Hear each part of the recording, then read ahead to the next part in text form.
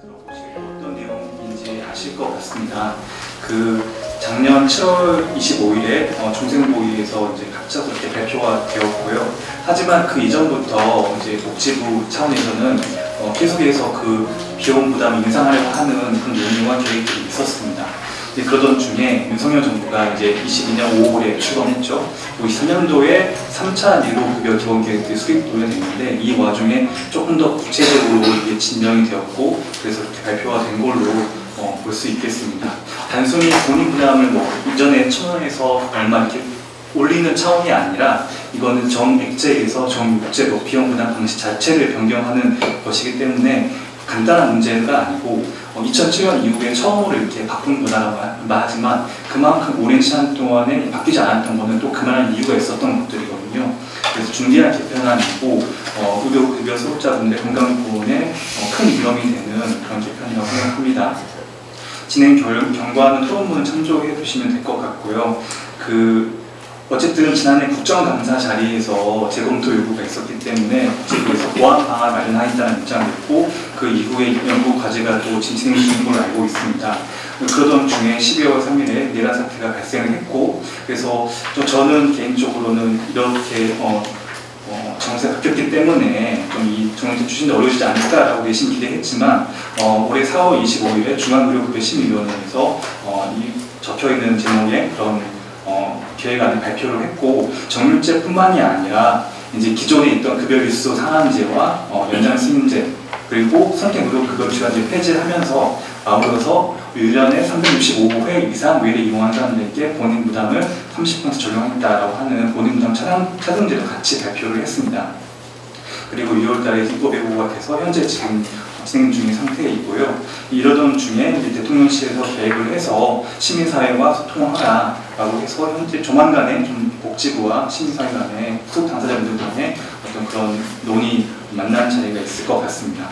현재까지 지금 진행된 상황이 이렇고요. 일단은 저는 정률제도 중요하지만 본인부담 차등제를 도입하는 것도 상당한 문제가 있다고 봅니다. 그래서 이번에 이렇게 일련의 변화들이 단순히 어떤 합리적인 정책 결정 과정을 통해서 이루어진다기보다는 그 윤석열 정부의 어떤 복지 정책, 철학 기조 이런 걸 맞춰서 그동안에 미뤄왔던 이 본인부담 인상 계획을 실현하겠다라고 하는 그 강력한 의지가 보이고 있기 때문에 그만큼 더 저희들이 이 문제에 관심을 갖고 대응해야 된다고 생각을 하고 있습니다. 왜 문제인지에 대해서 이 페이지, 그 다음 페이지에 좀 자세하게 적어놨는데요. 일단 앞서 가계부 조사에서 다들 느끼셨겠지만 복지부가 말하는 것처럼 비용 인식이 약하다고 하는 문제 얼마나 현실적이지 않은지 이런 거는 더 제가 설명을 드릴 필요는 없을 것 같습니다. 단적으로 가처분 소득에서 지금 의료비 지출이 비중이 이전에 비해서 얼마나 달라졌는지에 대해서도 실증 데이터를 제시하지 않았는데요. 그러니까 한국의 건강보험의 보장률이 60% 수준에 머물러 있는데 그 60%에 대해서도 100% 보장도 아니고 일정의 보험부담 매기고 있고 나머지 30몇 %의 그 건보험이나 비급여보험에 대해서 아무런 보장도 해주지 않고 있는데 프레임은 공짜제도다, 너무 9% 적다 이런 식으로 현실을 알고 있으면서도 그 부분은 애쓰고 외면하면서 계속해서 비용 인식이 약하다라고 하는 것은 전형적인 정치적인 주장이라고 볼 수 있고 의료급여 재정 부담이 늘어나고 있다 이것도 적혀있는 것처럼 건강보험과 증가율이 비슷한 상태이고요. 한편으로는 저는 그런 건강보험과 증가율이 비슷하기 때문에 문제가 아니다라는 또 부족하다고 생각합니다. 왜냐하면 지금 소금물이 계속 짜지는 것처럼 지금 한국의 그러한 빈곤, 노령 빈곤화나 여러 가지 어떤 그런 빈곤 문제가 해결되지 않기 때문에 계속 의료급여에 들어오신 분들 비중이 그 의료필요도 높아지고 있거든요. 그 의료필요도 높아진다는 거는 오히려 건강보험에서의 증가율보다 더 높은 게 더 자연스럽게 회수될 수 있는 요지인 것이거든요. 근데 이런 부분도 전혀 좀 고려되지 않고 있습니다. 네, 이렇게 이야기하면 시간이 너무 길어질 것 같은데, 네, 정률제의 문제점에 대해서는 일단은 의료급여 소득자분들 중에서 복지부가 판단할 때 그런 과다 의료비용으로 분류될 수 있는 분들이 1% 남짓 채 안 되는 것이고요. 그런데 그 1% 때문에 전체에 이렇게 비용부담 밀리는 것은 바람직하지 않은 정책 변화일 수 있겠고 여러 가지 어떤 실제 당사자분들 조사도 했고 저도 의료 패널 데이터 통해서 분석해봤을 때 수배의 비용 부담이 인상이 됐는데 좀 제가 그동안 간과했던 부분이 약제비 부담인 것 같습니다. 그러니까 지금 이제 본인보다 상한 2만 원 선정했기 때문에 기존에 1,000원에서 이제 2만 원이 20배가 오른 거잖아요. 근데 약제비 같은 경우에는 기존에 500원에서 2만 원이니까 40배가 늘어나는 거예요. 그리고 약제비 같은 경우는 흔히 생각할 때 약제비에서 과연 그런 흔히 말하는 도덕적 해가 발생할 수 있을까? 그럴 가능성이 낮거든요.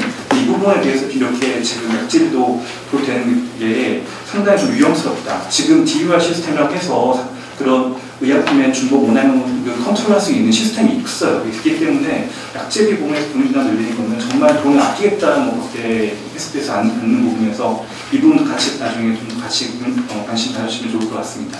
보안 방안에 여러 문제점이 있지만 가장 중요한 거는 의료 이용 시점에서의 본인 부담 늘어나는 부분들을 충분히 제어하지 못한다는 거고요. 지금 아까도 가계부처에서 나타난 것처럼 10,000원, 20,000원이 상당히 큰 부담인데 20,000원으로 상한선을 뒀다고 해서 문제가 되지 않는다. 그리고 본인 부담 상한제를 사전 적용하는 거 없냐라고 계속 이야기했지만 사전 적용하지 않습니다. 하지 않는 이유는 뭐 행정적인 어려움이 아니라 그걸 사전 적용해버리면 그런 비용 부담 느끼게 해서 의료 이용 억제하는 게 목적인데 그 목적이 이제 그 의미가 사라지기 때문에 하지 않는 것이고 단순히 사후 환급 기간을 기존의 6개월에서 2, 3개월로 단축하겠다 정도 그런 단편적인 내용을 제시를 했습니다.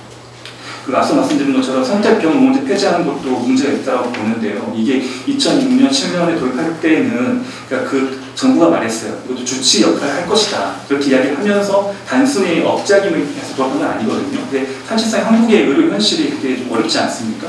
결국은 이제 그 여기 들어오신 분들이 의무적으로 이제 일정 그 이상이 이용하신 분들은 의무 가입을 해야 되고 보면 이제 한 5%, 6% 정도는 자발적으로 참여하세요. 자발적으로 참여하신 이유는 그 1,000원이라는 것도 부담이 되기 때문에 여기에 이제 적용이 되면 그 본인 부담이 면제가 되거든요. 그래서 이런 분들이 지금 들어가 계시는 건데 이거를 폐지를 하고 한다면 이분들의 비용은 더 늘어날 것이고요. 그리고 그 의료 필요라고 하는 것은 어찌 보면 그 일괄적으로 생각하듯이 단순히 뭐 마실 가듯이 병원에서 어떤 뭐 찜질하러 이런 분들을 계속 거론하지만 실제로는 그렇지 않거든요. 상당분의 어떤 그 본인의 의료 필요가 충족되지 않고 있기 때문에 그렇게 이용할 수밖에 없는 것이고 단적으로 여러 가지 좀 논거를 제시했지만 통증 치료 많이 들어간다. 하지만 한편 생각해보면 수술이나 어떤 근본적인 치료를 받고자 하더라도 그것이 비급여거나 여러 가지 비용 부담이 커서 그에 대한 고실적인 대안으로 통증 치료를 자주 이용하시는 모습도 있거든요. 그럼 그거에 대한 책임을 전적으로 환자에게 물는 게 맞는 것이냐. 지금 복지부에 대한 전혀 그런 부분들이 반영되어 있지 않았습니다. 이 정도로 일단 문제점 말씀드리고 좀 자세한 내용들은 좀 프로그램 참여해 주시면 될 것 같고요. 그리고 오늘 자리는 특별히 개선 방안을 좀 이야기해달라고 제안해 주셨는데 너무 개선 점들이 많지만 일단 5가지를 좀 추려봤습니다. 개선을 좀 확대하는 부분에 대해서는 이거 보시면 다들 잘 아실 것 같으니까 설명을 따로 하지 않겠습니다.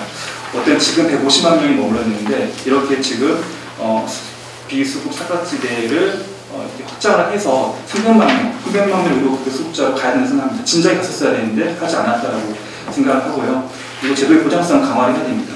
지금 비급여 부분에서 너무나 지금 어려움을 겪고 계시는데 이 부분들이 전혀 조사되어 있지 않고 어떤 어려움을 겪고 있는지 파악조차 하지 않고 있습니다. 저는 이거에 대해서 일단 소극적인 방안으로는 아마 현재 급여 항목에 대해서 본인 부담 상한제를 적용하고 있잖아요. 그래서 이거를 이제 비급여 항목에 대해서 적용해야 된다. 일정 수준 이상의 비급여 지출이 발생했을 때 그 부분을 상환해 주는 방안을 충분히 검토할 수 있다고 생각하고 하지만 이것이 부족한 부분은 여전히 의료 이용 시점에서의 그런 비용 부담이 발생하는 거잖아요. 그래서 지금 의료급여 기금이 있는데 여기에 그런 별도의 비급여 진료비에 대해서 지원할 수 있는 항목을 만들어야 된다고 저는 주장해 볼 수 있을 것 같습니다. 이 의료급여 기금이라고 하는 것이 어쨌든 국고보증금과 지자체 출연금이 합쳐져서 이제 이렇게 사용되는 건데 이 수행 주체는 지자체예요. 지자체가 아무래도 중앙정부보다는 조금 더 밀착돼서 수급자분들이 어떤 필요를 느끼는지 더 잘 파악할 수 있을 것이고 거의 유연하게 그 기금을 활용할 수 있지 않을까라고 생각하는데 이 기금 활용에 있어서는 참 문제가 많습니다. 최근에 지금 2년 연속으로 그 불용액이 7,000억 5천 발생했다는 뉴스를 보셨을 거예요. 이게 왜 갑자기 불용액이 발생했느냐 여러 가지 이유가 있겠지만 일단 그 전에 수년 전에는 의료급여에서 계속 해마다 연체가 발생했어요. 그러니까 복지부가 일부러 과소 추계를 해놓고 그게 이제 부족해지면 10월, 11월쯤 되면 공단에서 돈이 없으니까 이제 의료기관 청구해도 돈을 안 주는 거죠. 돈을 안 주니까 의료기관들은 숫자를 환자 가봤자 돈 못 받으니까 환자 기피하게 되고 이런 문제도 있었거든요. 그래서 이거에 대해서 국회에서 지적이 있어서 그래서 미지급 방문제 예산 항목을 만들었습니다. 국회가 만들었고, 근데 그것 때문에 이제 불응이 발생한 건 아니고요. 원래는 해마 몇 명이 더 늘어날 것이고 이 정도의 숫자가 늘었으니까 이만큼의 예산 책정한다 이런 식으로만 계속 책정했거든요. 그러니까 항상 오버가 됐었는데 그게 아니고 최근에 바꿨어요. 5년 증가율 평균을 매겨가지고 이걸로 우리가 내년 예산을 잡는다. 그러니까 돈이 남는 거죠. 왜 그러냐? 이게 그 5년 증가율을 하는 것이 그냥 자연스럽게 늘어날 수도 있지만 제도적인 변화에 대해서 예를 들어서 문재인 케어를 해서 뭐 CT나 MRI나 초음파 같은 것에 대해서 급여가 늘었다 하면 거기서 더 비용이 많이 늘어나지 않겠습니까? 근데 그런 부분들을 다 고려하지 않고 그냥 일괄적으로 묶어서 이만큼 늘어나니까 평균 얼마에서 늘려서 잡은 거예요. 그러니까 돈이 남는 거죠. 예. 근데 이 남는 돈을 지금 비급여 지급으로 고통받고 있는데 이 부분에 대해서 예산 한번 만들 수 있지 않겠습니까? 이런 부분들을 우리가 너무나 우리가 수세적으로 대응해서 생각했던 아이디어인데 이런 것들 앞으로 고려 주장하고 더 제도 개선이 나갈 필요가 있겠다. 차별성 부분에 대해서는 급여일수 상한제는 이번에 그 입법안에 담겼는데 그런 전 추진돼야 된다고 생각하고요. 종별 가상률이 4분의 3 수준으로 되어 있어요. 그래서 똑같이 의료기관에서 환자를 보더라도 건보 환자에 비해서 의료급여 환자에 대한 보상이 적으니까 그럼 그만큼의 차별적인 대우나 아니면 기피를 하거나 아니면 그 질에서 눈에 보이지 않는 질적인 차이가 발생하고 있거든요. 이 부분에 대해서도 지금 전혀 지금 대안도 없고 고민도 없고 문제식을 느끼고 있지 않습니다. 문제가 있다고 생각하고요. 의료급여 사업 평가 지표를 보시면 이 실적이라는 게 뭐냐? 실적이라는 게 비용을 절감하는 게 실적이에요. 어떻게 보면 덜 쓰게 만들면 그걸로 실적을 좋게 대해서 보상도 해주고 평가하고 있는 것입니다. 사료관리 사업도 그런 식으로 지금 진행되고 있고요. 그러니까 건강관리에 대해서 소홀해질 수밖에 없는 거죠. 지금 사료관리사분들은 다 간호사분들 배치가 되는데 그분들이 상당히 고충이 많으신 걸 알고 있습니다. 하지만 본인 평가 체계가 내가 관리하고 있는 사료관리 대상자분들의 건강을 이렇게 증진시키는 게 목적이 아니고 어떻게 이용을 억제시키고 장기 이용 환자들을 퇴원시키는 게 목적이라고 하는데 이게 그렇게 제대로 다른처럼 작용하지 않겠죠. 그래서 평가 체계 부분도 바뀌어야 된다라고 저는 생각하고 있고 시간이 지금 많이 지났죠. 마지막으로 드리고 싶은 말씀은 이제 제도 운영의 민주주의 강화시켜야 된다는 건데요. 이게 가장 어려우면서도 가장 중요한 과제라고 생각합니다. 이거는 의료급여뿐만 아니라 전체 기초생활보장에 관련된 문제라고 생각하는데요. 당사자분들이 중요한 정책 결정 과정에 참여할 수 있어야 됩니다. 단순히 요식행위에 참여하는 것이 아니라 실제적으로 비토권을 형성할 수 있고 정치적인 그런 표현을 할 수 있는 그런 민주적 분원을 만들어야 된다고 생각하고 있거든요.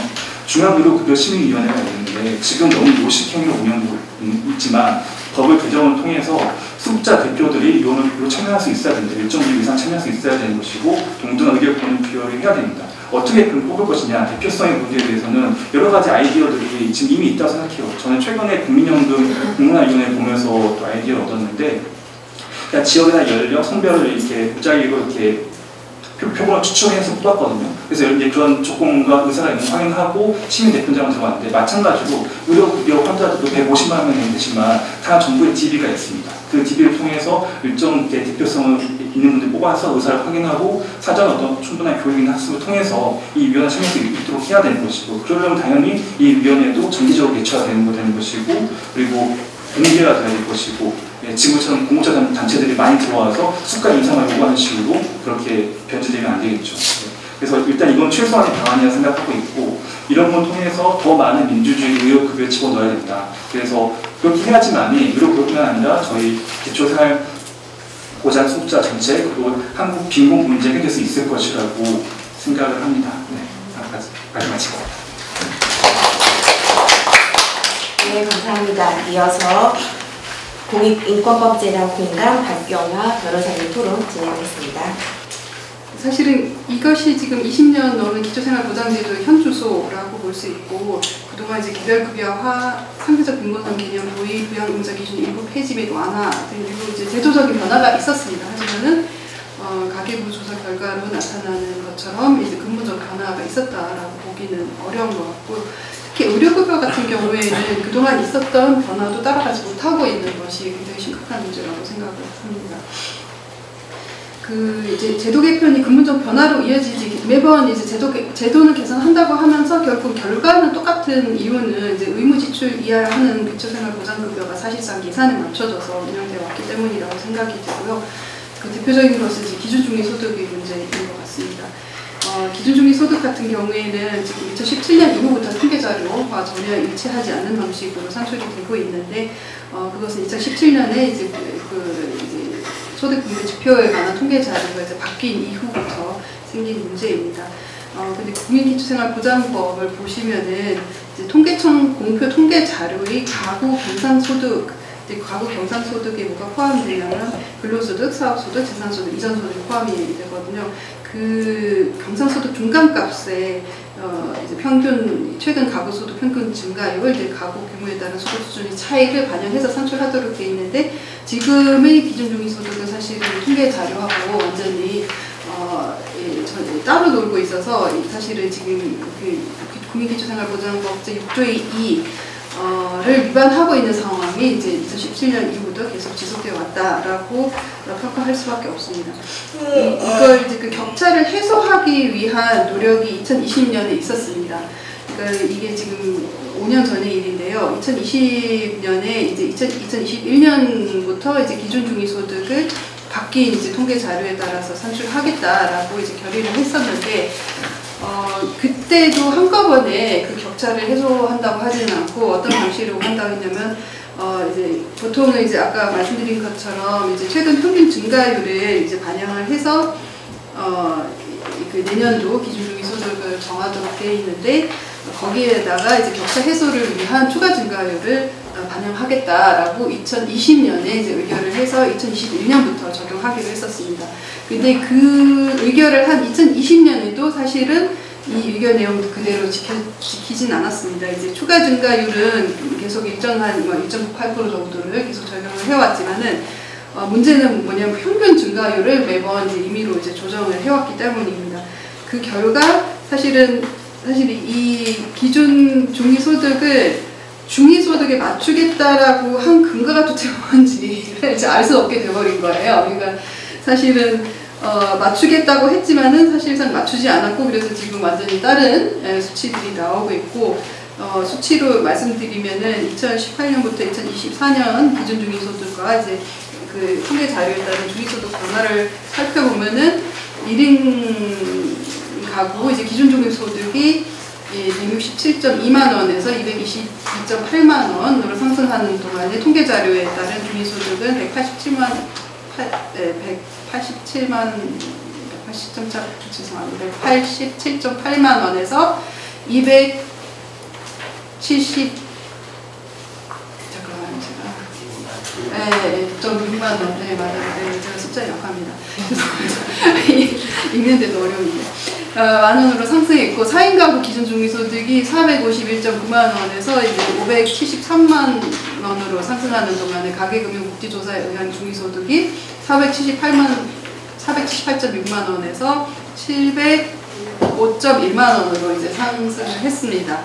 이제 오히려 격차를 해소하겠다고 했지만은 오히려 격차가 점점 늘어나고 있는 상황입니다. 사실 이거는 2020년도에 중앙생활보장위원회가 격차를 6년 동안 해소하겠다. 물론 이제 올해가 남아있죠. 올해 한 번 더 이렇게 사실 조정할 수 있는 기회가 남아있는데 한꺼번에 지금 이 금액을 조정해야 되는 상황입니다. 그래서 이제 아마 이제 논의가 진행되는 상황으로 와서 한꺼번에 조정할 것 같지는 않고 만약에 그렇게 된다면은 이것은 진짜 계획을 세워놓고서 계획을 하나도 실현하지 못한 굉장한 행정의 실패라고 볼 수밖에 없는 것이고요. 그런 상황이 이제 초래됐다는 것에 대해서는 이제 관계중앙 행정기관들이 좀 책임을 져야 한다라는 생각이 듭니다. 이제 굉장히 어떻게 보면 행정적 무책임의 극치에 해당된다라고 생각을 하고요. 그 동안에 사실은 기수급 금전총액 규모가 이제 81.9에서 이제 113.4만 가구 추정이 되고 있고, 실제로도 이제 하위 10%의 가구 적자 규모가 이제 매년 이제 늘어나고 있는 상황입니다. 이제 그런 부분에 대해서 좀 철저하게 인식할 필요가 있다라고 생각을 합니다. 이러한 이제 무책임한 행정이 계속될 수 있었던 것은 어떻게 보면은 그동안 이게 중앙생활보장위원회 폐쇄적 운영에서도 드러나는 것처럼 사실상 이제 그 행정의 상대방인 이제 국민들을 전혀 고려하지 않았기 때문이 아닌가라는 생각이 듭니다. 사실 중앙생활보장위원회는 이제 자문기구가 아니거든요. 이제 정책을 결정하는 기구로서 당연히 민주적으로 운영이 돼야 하는데 안건도 사전에 이제 공유가 되고 있지 않고, 예를 들면 기초생활보장 종합계획 같은 경우에는 행정절차법적으로도 행정 예고가 돼야 합니다. 근데 다 결정되고 난 다음에 공개가 되거든요. 이거는 사실은 그 어떠한 행정계획에서도 볼 수 없는 모습입니다. 이제 보건복지부가 똑같이 소관부처인, 중부부처인, 예를 들면은 사회보장기본법에 따른 사회보장기본계획만 보더라도 행정 예고를 하고 있고 공청회까지 조치를 하거든요. 이제 그 계획이 확정이 되기 전에. 이제 유독 이 기초생활보장 종합계획에 대해서만 사전 공개가 전혀 안 되고 있고요. 정보공개 청구를 한다 하더라도 안건에 대해서는 그 논의되는 동안에 공개를 하고 있지는 않고, 이제 다 끝나고 난 다음에야 이제 회의록을 이제 이렇게 공개를 하고 있는 방식입니다. 그래서 이 부분에 대해서도 이제 다시 한번 좀 지적을 안 할 수가 없고요. 사실 기준중위 소득과 관련해서는 아까 말씀드린 것처럼 올해가 마지막 기회인데, 의원실을 통해서 이제 상반기에 논의된 내용들을 어렵게 이제 전달을 받았습니다. 근데 이 내용을 보면은 사실은 이제 굉장히 내용이 산정 방식에 대해서 다시 처음부터 재검토하는 것과 같은 이제 내용들이 기재되어 있거든요. 그러니까 현 산정 방식은 26년 기준 중위소득까지 적용하기로 의결을 했었고, 그래서 25년 하반기부터 새 산정 방식 검토 필요하다. 그러면 이걸 도대체 맞춰놓고서 다시 산정 방식을 검토하겠다는 건지, 아니면은 그동안 정책적인 실패는 어떤 걸로 하고 다시 처음부터 시작하겠다는 것인지 조금이 아니라 많이 궁금하고요. 그 다음에 이제 여기 내용 보면은 경상소득 기반의 가근복 중위소득이 기준 중위소득이 따라야 하는 통계원으로서 적정한 타겟인지에 대한 검토도 진행을 하겠다고 하는 건데, 사실 이거는 법률에 규정되어 있는 사항인데 적정한 타겟인지 여부를 검토하겠다는 게 그 법 개정하겠다는 건지, 이 부분도 좀 궁금합니다. 네, 그리고 그래서 이 부분에 대해서 오늘 저희 보건복지부에서도 나오셨고 해서 조금 답변을 해주시면 감사할 것 같습니다. 네, 이걸로 이제 토론 마치도록 하겠습니다. 네, 저희가 그 부족한 시간 때문에 같이 나누지 못한 이야기는 조금 이따 또 질의응답 시간에 같이 나누게 될 것 같습니다. 네, 세 번째로 토론입니다. 한국보건사회연구원 김태환 선임연구원이 부탁드리겠습니다.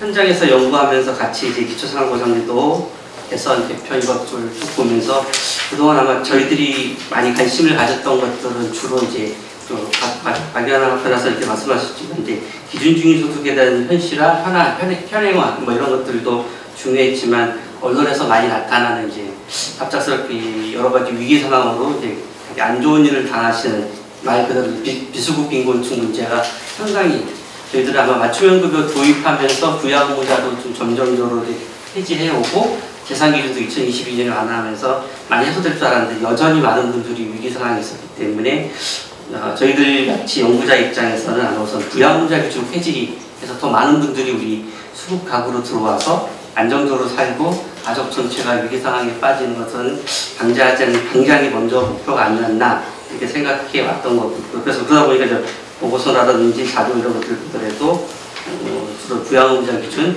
재산 기준 완화 이런 것들을 많이 했었고, 그나마 지난 정부에서 이렇게 계속적으로 부양의무자 기준을 많이 완화하면서 수급 가구들이 상당히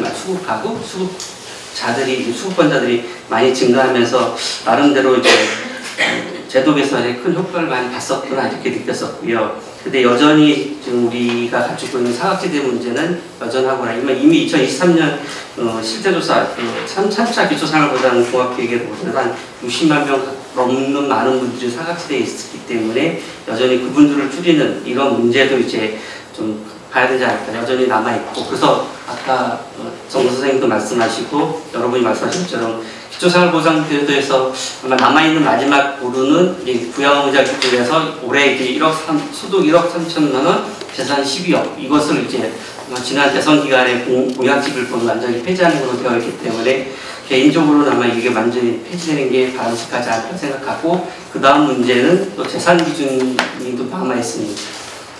아까 아침에 다른 데서 회의하다 왔는데 청년이나 이런 분들이 수급 이렇게 좀 지방에서 이렇게 일을 하시면서 수급 신청을 하려고 그러면 자동차 이런 것들 때문에 탈락하는 경우들도 많이 있어서 여전히 이런 자동차 기준 같은 것들도 완화할 필요가 있지 않나 이렇게 많이 느끼고 있었습니다. 특히 이제 또 현 정부에서도 많이 고민하시는 게 앞에 말씀하신 대로 의료급여 쪽에서도 부양보자는 지금 많이 어떻게든지 생계급여만큼은 아니더라도 완화한다 그러면 현재보다는 더 많은 이제 수급층들이 비수급 빈곤층이 이제 이 제도의 혜택을 받아서 과거 우리 기초생활보장도 2000년 도입할 때에 비하면 많은 이제 분들이 들어오셔서 안정적 그리고 최소한 건강한 안정적으로 삶을 살 수 있도록 도와주는 제도로 바뀌고 있구나. 그래서 이건 긍정적인데 그 다음에 두 번째 타겟팅이 결국엔 오늘 주역이 아까 말씀하신 이제 기준중위소득과 관련된 수급자분들이 생활하시는데 과연 이 금액이 적정한 거냐 이런 것들에 대한 논의가 좀 필요할 것 같습니다. 예전에 제가 연구원 처음 와서 기초생활보장도 처음 이렇게 선배 박사님들 만들 때 복지부가 얘기했던 게 4인 가구 100만 원이다. 그 당시 2000년대 초반에 4인 가구 100만 원이라서 그 당시 그것만 해도 보수적인 쪽에서는 상당히 높다고서 반대하고 그랬는데 지금 한 25년이 지난 지금 시점에서 보니까 아까 가계부 자료에 보면 물론 우리 기초생활보장도 급여뿐만 아니라 기초연금이나 장애연금 이런 것들을 통해서 이제 여러 가지 현금성 급여들이 합하다 보니까 높아지겠지만 이제 1인 가구가 100만 원까지 갔구나 하는 것들을 좀 한 25년 사이에 4인이 100만 원에서 이제 1인이 100만 원으로 변하는 많은 변화도 있었지만 언뜻 봐서는 그게 많이 늘었구나 느낄 수 있는데 선생님들 보시기엔 여전히 이제 부족하고 아까 정성철 선생님 말씀하신 대로 수급자분들은 그래도 120만 원 돼야 되지 않나 이런 것들을 할 때 여전히 이제 정책과 수급자분들이 느끼시는 괴리가 있기 때문에 이 부분을 우리가 이제 줄여주는 방법들이 있을 것 같다. 고려해야 되지 않나 이렇게 느끼는데요.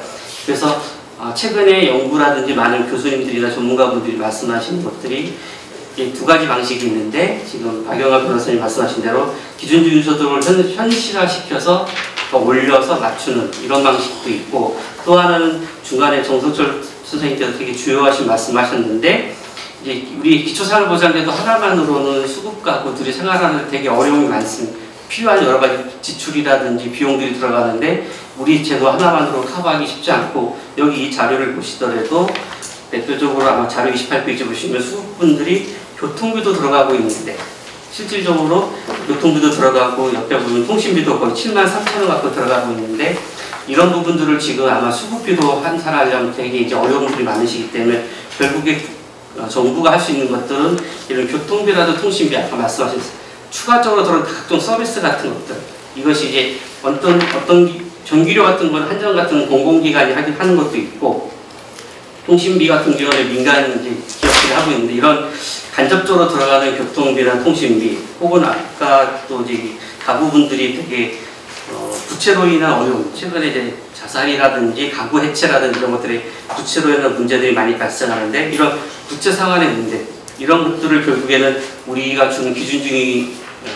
생계급여로만으로 해결하기는 어렵고 말씀하신 대로 다른 제도들과의 연계해서 이런 교통비나 주거비 이런 것들을 줄일 수 있는 간접적으로 줄일 수 있는 제도 간 연계 협업 이런 것들도 필요하지 않을까 싶고요. 특히 아까 주거비 같은 경우는 주거비 급여로서도 고안하고 있지만 여전히 부족한 게 관리비라든지 또 이제 보증금 인상하는 이런 부분들을 많이 말씀해 주셨는데 아마 제가 그때 회의 같은 거 보면 국토부에서도 많이 고민을 했던 것 같습니다. 그래서 그런 관리비라든지 이런 것들도 넣으려고 했는데 문제는 아까 말씀드린 대로 그것을 넣어서 지출 부담을 줄여주는 정책이 먼저냐 아니면 주거로 인해서 위기에 가고 있는 분들을 더 많이 포괄해서 도와주는 게 먼저냐 이런 것들을 논쟁할 때 아마 주거급여 기준서를 올려가면서 더 많은 분들을 포괄하는 특히 청년이나 이런 분들을 포괄하는 쪽에 갔었기 때문에 앞으로는 이제 여기 자료에 되어 있듯이 관리비라든지 이런 거 주거급여 쪽에서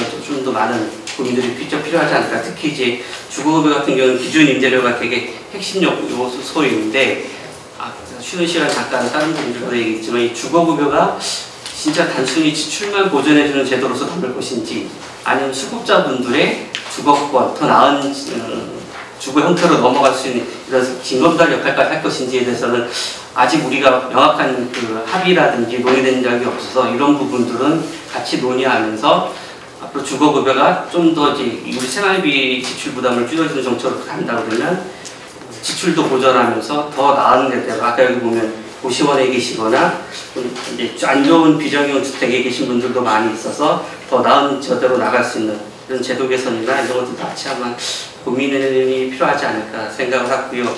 그리고 이제 또 하나 마지막으로 이제 쟁점으로 남는 게 지금 우리는 가구 단위 급여면 지금 기초생활보장제도는 처음 옛날 생활보호 때부터 가구 단위로 1인 가구냐 2인 가구냐 했는데 복지 선진국 같은 경우들은 아까 자료에도 나왔듯이 이제 개인적으로 이렇게 아프시거나 질환이 있으시거나 이런 분도 있고 혹은 가구 내에 환자가 있으시거나 돌봄 필요한 이런 분들 계시면 그런 여건들을 이제 개인 상황과 가구 상황을 고려해서 이렇게 급여를 책정해주는.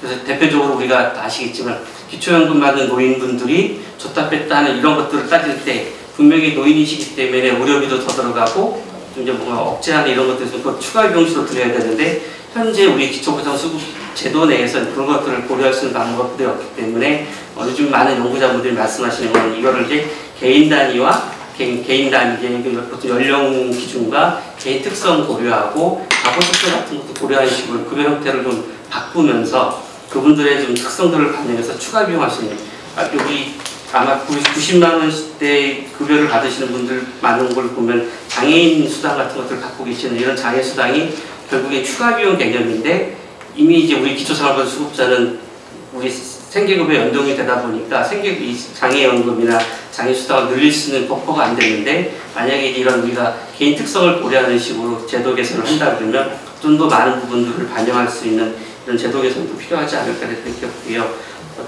어쨌든 아마 현 정부가 그 기초생활보장과 관련돼서는 많은 고민들을 하고 계신 것 같습니다. 특히 하나 마지막으로 말씀드리면 근로소득 공제 부분도 선생님께서 많이 지적해 주셨는데 저도 그건 되게 동의하는데 원래 지금은 2020년에 아마 30% 전체 연령층에 근로소득 공제가 도입됐는데 원래 도입하려고 할 때 그것보다 더 큰 그 수준이었는데 이게 아마 그 당시 기재부나 이런 쪽에서 논의한 게 EIT 근로장려세제라고 있습니다. 근로장려세제 쪽을 좀 더 많이 가다 보니까 그래서 이제 우리 쪽은 좀 줄이고 EITC 쪽이 많이 확대하다 보니까 그 당시 EITC 예산이 2019년에 어마어마하게 늘어나는 이런 약간의 제도 도입 변화도 있어서 앞으로 우리 쪽도 이 근로소득 공제나 이런 것들 많이 확대하면서 일을 하시는 분들이 좀 더 일을 할 수 있도록 좀 논의들이 필요하지 않을까 하고요.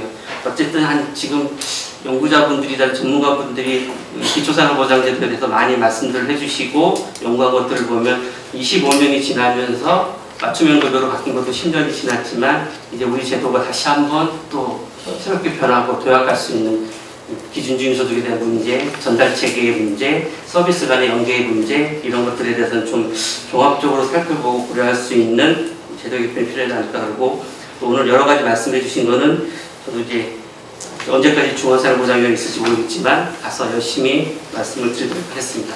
고맙습니다. 네, 감사합니다. 마지막 토론입니다. 보건복지부 기초생활보장과 박민정 과장님 부탁드립니다. 국민기초생활보장제도의 이제 생계급여 업무를 담당하고 있는 기초생활보장과 과장이고요. 우리 제도의 개선을 위해서 오늘 이런 토론회를 열어주신 의원실을 하고 참여해주신 전문가분들 또 관심 있어서 오신 분들 다 감사의 말씀을 드립니다. 특히 여기 가계부 조사를 잘 분석해주신 김준희 연구원님하고요. 현장 사례를 잘 이렇게 정리하셔가지고 문제점과 개선 방안을 연결해서 이렇게 발표해주신 정성철 활동가님한테 진짜 감사의 말씀드리고요. 여기 와서 조금 갈급증 같은 게 있었던 거는 우리 기초생활보장제도의 좀 현장이나 이걸 좀 보고 싶다. 근데 제가 그런 현장의 얘기를 들으려면 만날 수 있는 분이 이제 지자체 분들인데 지자체 분들을 만나면 오늘 들었던 이런 좀 생생한 얘기를 좀 듣기는 어려웠습니다. 그래서 오늘 이런 생생한 현장의 얘기를 조금 들을 수 있어서 인상이 많이 깊었고요. 그 얘기를 들을 때 이제 좀 인상 깊었던 게 여러 가지는 있지만 두 가지 정도만 말씀드리면 하나는 우리 수급가구 안에도 매우 다양한 모습이 있구나라는 걸 조금 느꼈습니다. 저희 기초생활보장제도는 세 가지 원칙을 아주 엄격하게 제도 초기부터 유지를 하고 있는데 최저생활을 보장해주면서 보충성의 원칙을 엄격하게 적용을 하고 있고 그다음 자립생활을 지원하는 탈수급 탈빈곤입니다. 이렇게 생각해보면 최저생활보장을 해주는 상태에서 보충성 원칙을 엄격하게 적용했으면 좀 현장에서 어려움이 좀 덜하실 텐데 이제 그 수준이 조금 못 미치는 상황에서의 또 보충성 원칙을 좀 하다 보니까 뭔가 좀 어려움이 있으시겠구나라는 걸 좀 느꼈어요. 근데 이 원칙은 좀 차치하더라도 이 원칙을 다 적용하기에는 우리 수급 가구의 모습이 너무 다양하구나라는 걸 좀 느꼈습니다. 이게 20개 가구의 형태를 보면 수급 가구 안에도 장애를 가지고 있거나 질병을 가지고 있거나 고령이거나 청년이거나 혹은 가구 규모가 크거나 근로를 할 수 있거나 없거나 그런 요인에 따라서 빈곤의 심도가 좀 다를 거라고 느껴집니다. 하지만 저희 기초생활보장제도는 그런 하나하나의 특성을 사실은 반영한 제도라기보다는 그냥 소득기준 이하에 보편적으로 이제 깔아주는 제도이고 그런 제도에서 이제 빠지는 부분들을 좀 하려고 여러 가지 예외와 규정과 규정을 두다 보니까 우리 현장에서는 제도가 어렵고 복잡하고 접근하기 어려운 이렇게 조금 된 것 같습니다. 그래서 좀 느끼는 거는 이 가구의 하나의 좀 여러 특성을 고려할 수 있는 그래서 아까 말씀드린 그런 뭔가의 자립생활 지원이라든지 보충성의 원칙 이런 원칙이 모든 가구에 동일하게 적용이 과연 될 수 있는 걸까라는 조금 고민을 했습니다. 그러니까 사례에서 보셨던 분 같은 경우도 좀 그런 느낌을 받았는데요. 이제 거기 하나 더 인상 깊게 또 느꼈던 두 번째는 이게 발제문에도 있지만 이제 스스로 포기하게 되는 사회적 관계, 그러니까 여러 가지 문제점이 있습니다. 뭐 기준 중위 소득의 문제라든지 뭐 이런 소득은 저희가 다 이제 고민을 하고 있는 내용이긴 한데 그 사회적 관계의 고립, 사회적 관계에서 스스로 낮은 생계급여로 조금 소외되시고 고립되시고 그게 결국은 뭐 우울이라든지 또 다른 건강 문제로까지 번질 수 있다는 좀 생각을 했고요. 아까 그 나왔던 분도 우리가 아무리 생계급여를 조금 올려드린다고 한들 거기서 멈춰서는 안 될 것 같다. 이분이 뭔가의 이런 근로활동 이런 건 아니지만 사회적인 관계를 맺고 좀 바깥 활동을 하고 이런 좀 서비스도 같이 이게 붙어서 가는 게 필요하지 않을까. 단순히 현금급여 수준을 올리는 것보다는 약간 그 두 가지 부분을 오늘 이제 발제를 들으면서 좀 느꼈던 부분입니다. 오늘 조금 돌아와서 또 고민을 하면서 정책이 어떻게 녹여낼 수 있는지를 고민을 해보겠고요. 기준 중위 소득, 뭐 부양의무자 기준, 중생고의 거버넌스 문제, 엄격한 재산 기준 문제 이런 거 주신 거는 사실 저희도 계속 고민을 하고 있는 부분이라서 좀 속도가 느리기는 하지만 조금씩 개선을 해가고 있습니다. 이번에 또 빈곤층 제로라는 공약사항도 이제 있고 하니 그런 국정과제를 만들고 할 때 열심히 좀 제도가 개선될 수 있도록 저희가 노력하겠다는 말씀을 드리고요. 이 정도로 마치겠습니다. 감사합니다. 네, 국민기초생활보장제도는 쉬운 사회안전망이라고 이야기되고 있지만 실제로 안전망의 역할을 제대로 수행해내지 못하는 여러 지점들을 오늘 발표와 토론을 통해서 확인했던 것 같습니다.